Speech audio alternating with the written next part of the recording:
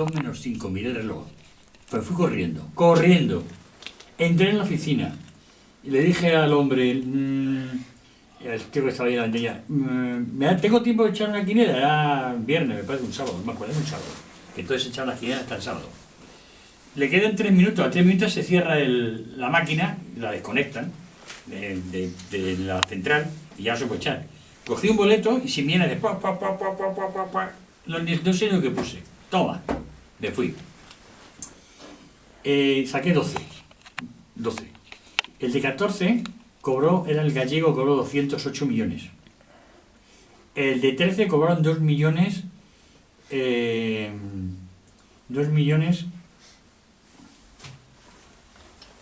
400.000 pesetas. Y yo saqué 12 y me tocaron 125.000 pesetas. ¿Qué le pusiste al Betis? ¿Una X? No me acuerdo lo que fue. Pero espera. Yo llevaba varios días preocupado porque toda mi vicio en esta vida, como el de suyo y como el de muchos que estamos aquí, han sido los libros, la música y similares, ¿no? Y yo me acuerdo que entonces no trabajaba todavía y me conocían mucho porque un familiar mío había trabajado allí en la librería Aguilar, de la editorial Aguilar, que estaba en la calle Serrano, al principio de la calle Serrano. Y yo, desde hacía tiempo, pues iba siempre a comprar. Me llevaba los libros, pasado un tiempo, pasaba y debía 10.000, 15.000, 20.000 pesetas, las pagaba y punto. Esta vez me había pasado y debía 80.000 pesetas de la época. Y no tenía dinero. Y lo tenía que pagar. Me dijeron, oye, Fernando, que debes aquí ya mucho, ¿cuándo lo vas a pagar? Digo, ya lo pagaré. No os preocupéis que lo pagaré. Y con ese dinero me tocó pagar. La deuda que tenía con de los libros y las cosas que compré allí. ¿Eso es destino premeditado o no? Yo creo que no podías hacer otra cosa ese día. Es como si estuvieras de alguna manera mentalmente, que eso es otro tema, que yo en enero vamos a dedicarle a Moisés con el libro que va a presentar Jesús. ¿Andrés? Me lío ya. El del monje quiere presentar. ¿Eh? El del monje. No, me dijo que cogiera Me ha dicho esta mañana que te lo dijera. El monje, es una novela. Sí, es una novela histórica, digamos. Una novela histórica. Bueno, presentamos los dos. Vale. Ya está. Si me he dado los dos, presentamos los dos. Y para febrero quiero hacer una tertulia sobre este tema, que se llama El enigma de la conciencia. El tema de la conciencia. ¿Qué es la conciencia? Eso es un tema muy peculiar. Apuntando lo que estás diciendo, recuerdo un escritor del siglo XII, más o menos, Santiago de la Vorágine, que es un estudioso, un narrador de historias fantásticas de santos y de algún tirano de los emperadores, menciona que Mahoma, no fuera de París, claro, que Mahoma, dice que Mahoma era un gran tramposo y que convencía a sus huestes, a sus personas que escuchaban, a sus peleadores, porque tenía maestrado una paloma. Y entonces se ponía granitos de trigo en el oído, en la oreja, vamos. Y entonces la paloma venía y se ponía a picotear dentro y todo el mundo creía que es que el Espíritu Santo que le estaba contando cosas. Y según Santiago de la Vorágine, por eso la voz de Mahoma está inspirada directamente por el Espíritu Santo. Ahí tenemos por la voz de Alá. El Espíritu Santo es católico. De Alá, perdón, sí. Pero el Espíritu Santo viene de Alá y es una palomita que se le ponía en los dos oídos y le daba los secretos que él luego inmediatamente guardaba y transcribía. Eso significa que entonces también podemos operar de otra manera, pensar que esta persona, Mahoma, en ese momento determinado, gracias a ese artilugio, a ese artificio, a ese juego, consiguió que el futuro se fuese como tenía que ser. Bueno, yo para mí Mahoma, con respecto a si hay aquí alguien que sea musulmán, pues tú dices que es un farsante. No, lo dice Santiago de la Vorágine. Bueno, sí. No, por favor, no lo donaría. Bueno. Tengo mucho aprecio a mi nariz. Sí, te la cortas. Mi lengua, por supuesto. Yo pienso que toda su obra está basada, el Corán, está sacado fundamentalmente. Si hay alguien que disiente, que lo diga. Está basado, que sé que hay uno que va a disentir, que está basado fundamentalmente en los libros sagrados judíos y en los libros, los evangelios y los documentos, las creencias arrianas, de Arriano, que entonces estaban muy extendidas en la zona de Egipto, toda la zona del Oriente Próximo, el neoplatonismo, todos los grupos gnósticos, y Mahoma aparece en el año 500 y pico, ¿no? 630. ¿Eh? Bueno, aparece en el 600 más o No, menos. mira, la caspa, mira, me pedazo de Creo que se está cayendo. se está cayendo de la cueva. Está en el Espíritu Santo bendiciendo. ¿Eh? Me parece que murió en el 632. Sí, por ejemplo, del 500 y pico, por ahí. Porque sus huestes conquistan el Cairo, creo que en el año 642. Ya creo que es en el año 642 conquistan el Cairo y Egipto, los árabes y sirios, ¿no? Y bueno, su obra, y de hecho yo tengo un libro, estuve en el Cairo hace 4 años, en una de las mezquitas había un tenderete, en el cual había CDs y libros sobre el tema de Alá y Dios, todos traducidos todos los idiomas, y podías llevarte lo que quisieras. Lo cogías sin ningún problema, sin pagar ni nada. Estaba allí puesto para hacer proselitismo. Y me traje uno sobre Dios, el Islam, Alá, y es arrianismo puro. No me extraña que siempre, Raúl, la otra vez me llevó a la contraria, y hizo bien, ¿cuándo fue? Lo de los visigodos. Los visigodos, estabas aquí, ¿no? Sí. Cuando yo dije lo de que los conversos, los españoles católicos cristianos que se convierten al Islam, fundamentalmente era porque no encontraban ninguna diferencia entre sus creencias arrianas, eran muy parecidas a la visión que dan de Dios. La visión que dan de Dios el Islam no es la visión cristiana, es decir, tenemos nosotros una visión paternalista, padre que protege, etcétera. El Islam no. Y corrígeme, que yo sé que tú sabes mucho del Islam, que estoy equivocado. Y en el librito este me pareció que era más fácil convertirse a una religión, me está cayendo la tierra de aquí, a decir esto que habrán pintado, revocado. Bueno. Hombre, que tuvo contacto con monjes y con cristianos, y eso es indudable. Vamos, le llamaban el profeta iletrado, porque no tenía conocimientos literarios.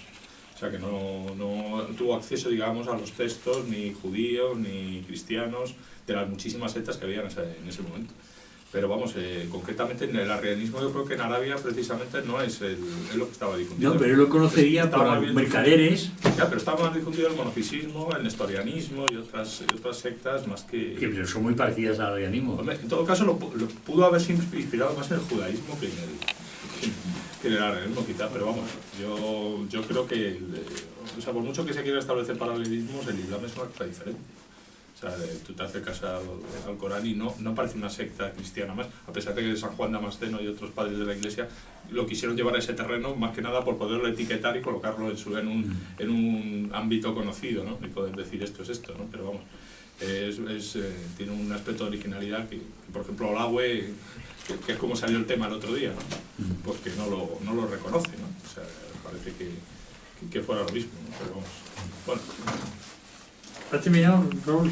Sí, no, yo quería decir una cosa, pero porque era con respecto al tema anterior. ¿Eh? Era con respecto al tema de la charla, lo que estábamos hablando. De lo del azar, de tal. Yo lo que pienso es que estamos viéndolo desde el punto de vista de una persona que está inmersa en el tiempo. Entonces es como si una persona que está metida en un transporte quisiera tener una visión objetiva de lo que está sucediendo fuera. O una visión general de todo, imagínate de lo que es el trayecto Madrid-Toledo en tren, y tú vas en el tren que va de Madrid a Toledo, y quieres tener una visión de lo que es ese itinerario. Entonces tú puedes pensar, bueno, en cualquier momento el tren puede ir para acá, puede ir para allá, las posibilidades son infinitas y tal, pero al final el itinerario es Madrid-Toledo. Lo que pasa es que tú estás dentro del tren y tú no sabes a dónde te lleva.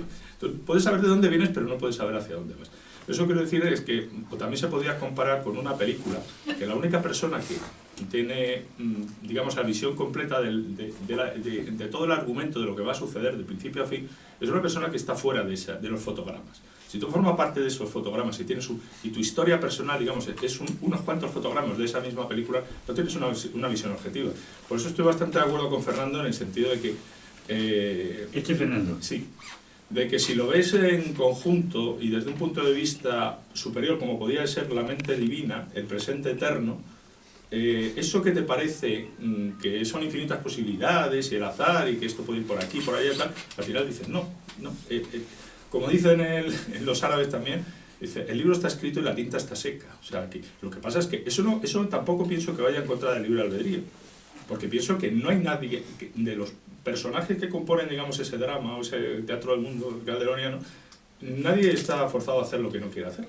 Lo que pasa es que, desde el punto de vista de una mente superior, hay un conocimiento, no previo, porque lo de previo y posterior es una cosa nuestra.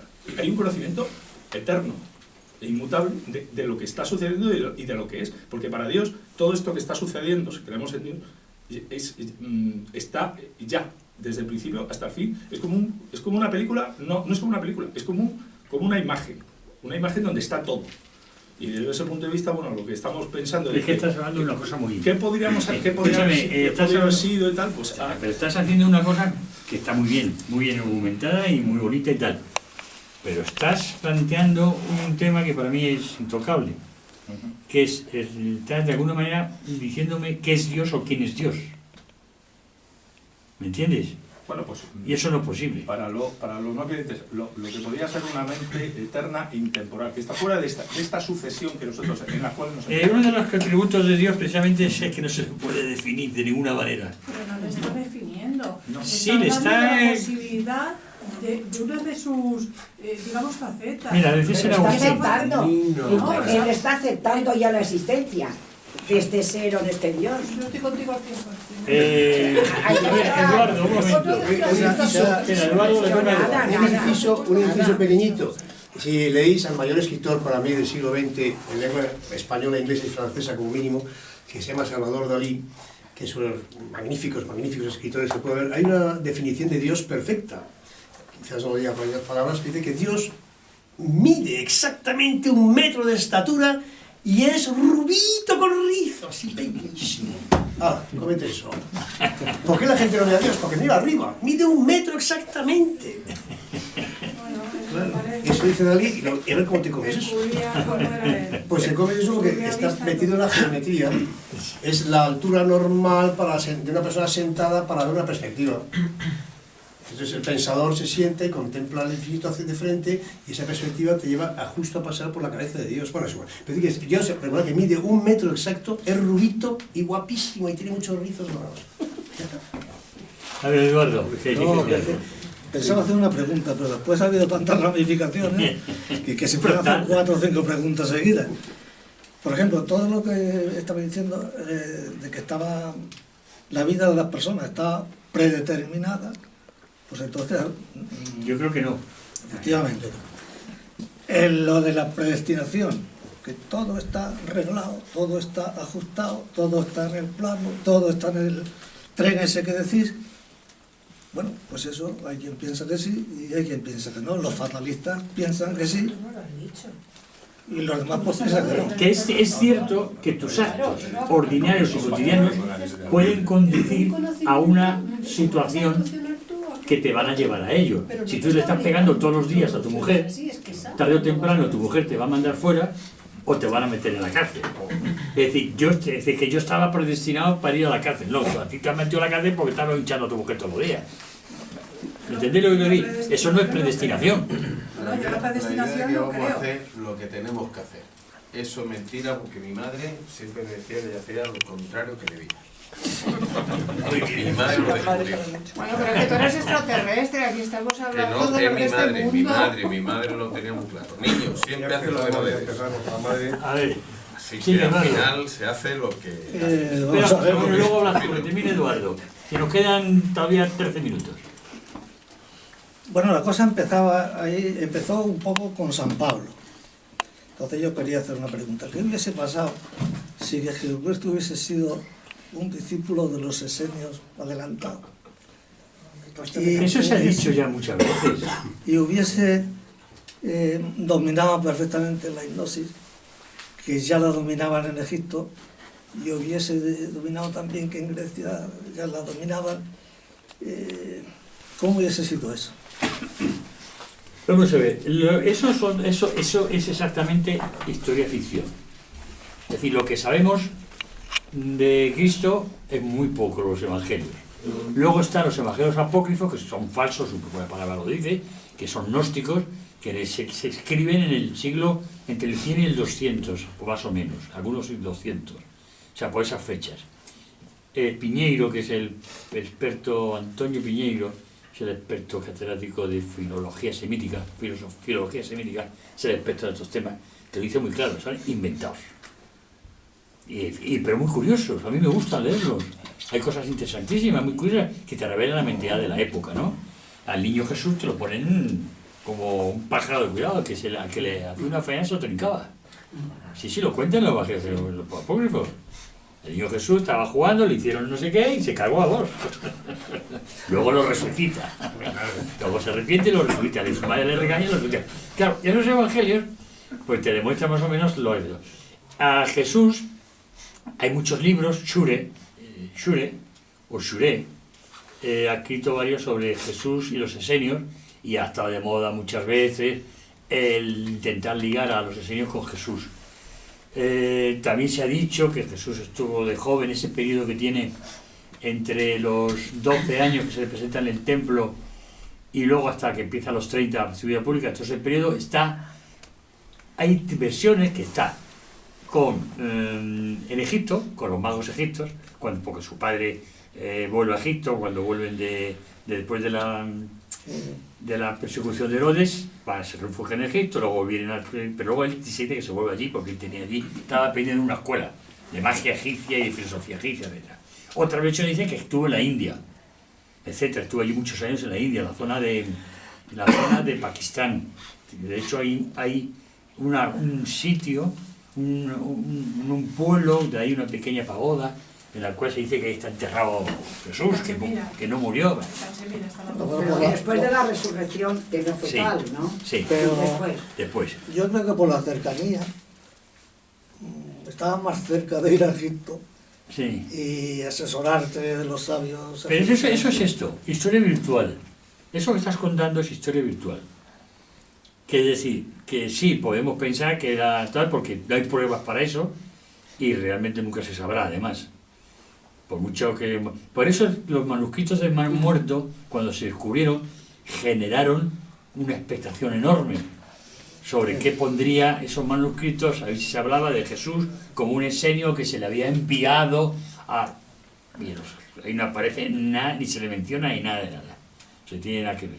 Pero que todo lo que se ha visto hasta ahora, que son muchos. Lo que pasa es que hay los esenios es muy parecido a lo que decía Jesús, pero no lo decía un dios, lo decía un representante de los esenios, era como el Papa aquí.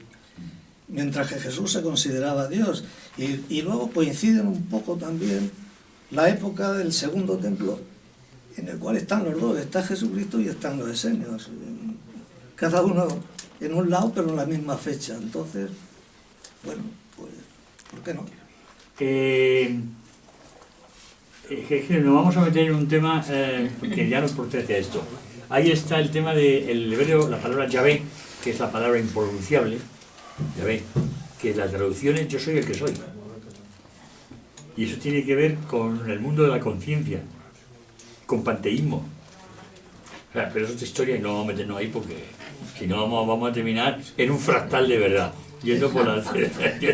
Vamos a terminar hablando de... Pues se puede contemplar este problema de un modo un poco metafísico. Y por mi parte, yo voy a hacer una pequeña confesión. Yo ni creo en Dios ni dejo de creer en Dios, me es indiferente. Por supuesto, me es muy interesante desde el punto de vista religioso, social, económico, político, moral, para pintar, para dibujar, estético, todos. Pero yo no creo, no solamente no creo en Dios, sino que no creo en Dios, que se me es indiferente, es un tema que es ajeno a mí. He conseguido llevarlo a una ajenidad absoluta. Me pasa lo mismo con esto. Ni creo en mi libre albedrío, ni creo en una determinación. Entonces, es que no lo necesito para vivir. No me hace falta. No cumple ningún cometido más.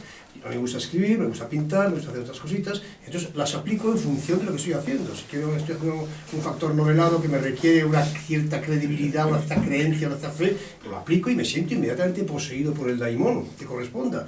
Pero en cuanto a que el destino aparece, pues aparece el destino. Y me es indiferente. Entonces, claro, el problema es que no tengo esa duda, no me afecta. He conseguido, no digo superarla, sino enajenarla, matarlo. No me interesa, es un tema que me divierte. Y diría que si yo en vez de tener la edad que tengo, provecta y anciana, un poquito más que tú, por cierto, resulta que tuviese 20 años y mi anciana esposa me lo permitiera, pues yo ligaría. Y uno de los métodos perfectos para ligar es emplear los argumentos que empleáis, en función de la chica o el chico, ¿no? ¿Usted qué? ¿Es feminista? Pues ahora te cuento otra milonga. Y solamente se utiliza para eso. ¿Por qué? Porque el mercado sexual, el mercado laboral, el mercado moral, el mercado de cualquier tipo de conexiones de las personas está generalmente basado en la opinión y el gusto. Es una desgracia terrible. En cambio, cuando estamos Fernando y yo solos, no hablamos de eso. Hablamos de si la paella es una topológicamente una esfera o un toro. Y si cuántas burbujas caben en una botella de champán. Esos son temas que nos afectan profundamente. Podemos a lo sumo discutir si yo he visto una más que tú, pero son cosas que tampoco nos afectan mucho. Y cuando contemplamos el avatar que está sucediendo ahora, en el caso concreto de España, ¿no? Por poner un ejemplo, del caos mental que tiene todo el país, todos estamos incluidos en él, relativo a lo que está sucediendo, ahí podemos tener un ejemplo de que ahora estamos asistiendo a lo que va a pasar mañana o pasado, y sin embargo somos incapaces de interpretarlo, ni de verlo, ni por supuesto de conducirlo. Todo esto nos lleva a una propuesta muy sencilla por mi parte, que es que eso no quiere decir en ningún momento que si alguien está ahogando no le salves, ¿no? Eso no tiene que ver con la consecuencia, es que no quiero saber nada. Pero sí que realmente estas conversaciones yo creo haberlas superado hace muchos años. Lo siento, pero de verdad. Vamos a ver, el tema de... Vamos a ver, ¿le quita la vida? Yo no creo, mira, lo que no creo es que tú las hayas superado. Pienso que las has aparcado. Pero llegará el día en que te reaparezcan en el hecho de muerte, y te coman esto todo muchísimo. Claro que sí. Estas cosas se pueden aparcar, pero no desaparecen. El tema que a ti no te importa, que, o sea, que no te afecta ni para bien ni para mal, que no te afecta ni positivo ni negativamente, que bueno, sí, pero el sistema de Dios, pues a mí me parece estupendo. A mí, sin embargo, es mi tema favorito.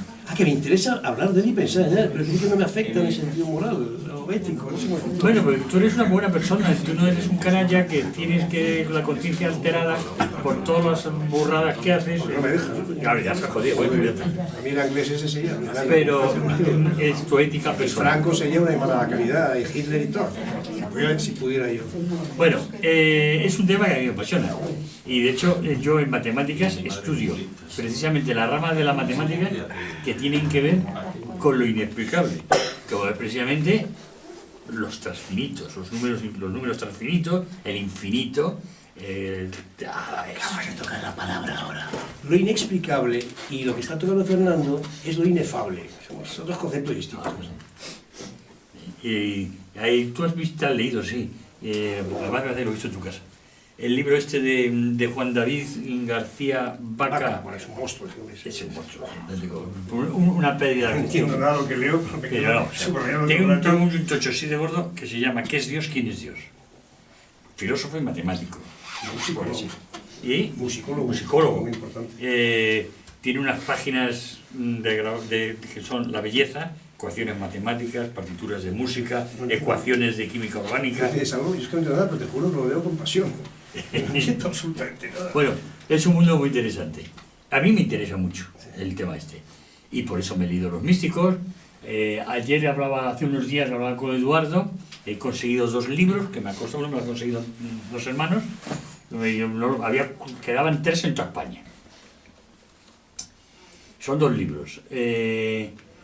Uno se llama, de Larry Dossey, uno se llama, se lo dije a Eduardo, Palabras que curan, y el otro se llama La oración es una buena medicina.